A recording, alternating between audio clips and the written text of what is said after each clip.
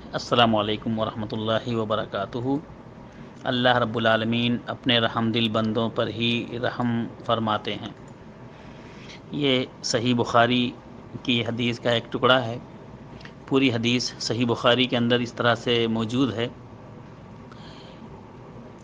کہ حضرت ابو عثمان رحمۃ اللہ علیہ روایت کرتے ہیں اسامہ بن زید رضی اللہ تعالیٰ عنہما سے۔ اسامہ بن زید رضی اللہ تعالیٰ عنہما فرماتے ہیں کہ نبی کریم صلی اللہ علیہ وسلم کی ایک صاحبزادی جن کا نام زینب تھا، ان کا بیٹا بیمار ہوا اور وہ موت کے قریب مرگ الموت میں مبتلا ہو گیا۔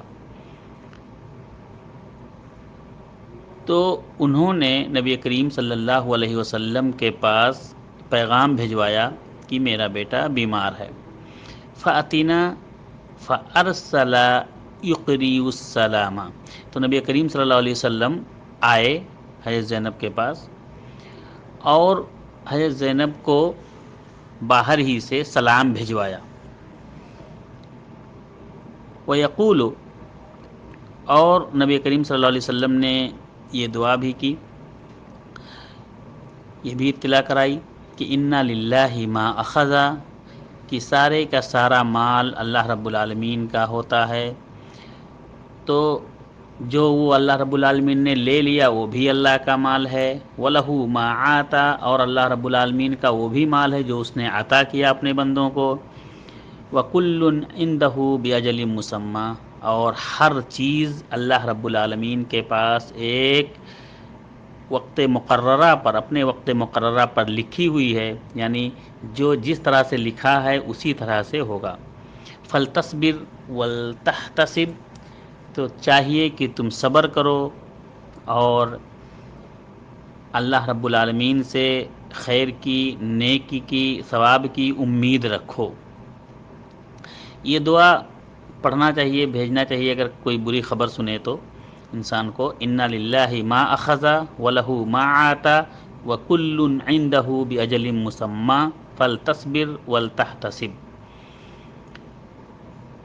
فَأَرْسَلَتْ، تو جب یہ دعا اور اللہ رب العالمین کے رسول صلی اللہ علیہ وسلم کا سلام حضرت زینب تک پہنچا تو انہوں نے پھر قاصد کو بھیجا۔ فَأَرْسَلَتْ إِلَيْهِ تُقْسِمُ عَلَيْهِ لَتَأْتِيَنَّهَا، تو انہوں نے قسم دلایا، قسم دے کر بھیجا کہ آپ اندر ضرور تشریف لائیں۔ تو نبی کریم صلی اللہ علیہ وسلم ان کے پاس اندر گئے۔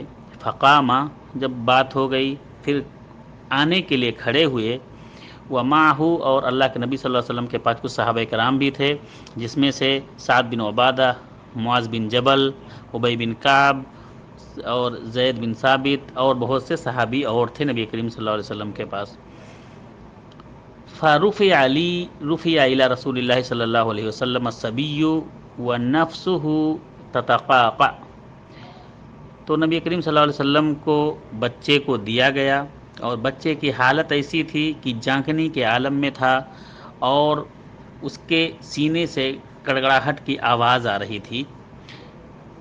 حسبتہ، تو راوی کہتے ہیں ابو عثمان کہ انہو قال، کہ اسامہ بن زید نے گویا کہ کہا کہ کأنہا شنن، اس طرح سے آواز آ رہی تھی بچے کے حلق سے جیسے کہ پرانا مشکیزہ ہو، پرانا گھڑا ہو اور اس میں پانی رکھا رہے تو پانی کے ہلنے کی وجہ سے جیسے آواز آتی ہے اس میں سے، اسی طرح سے بچے کے حلق سے آواز آ رہی تھی۔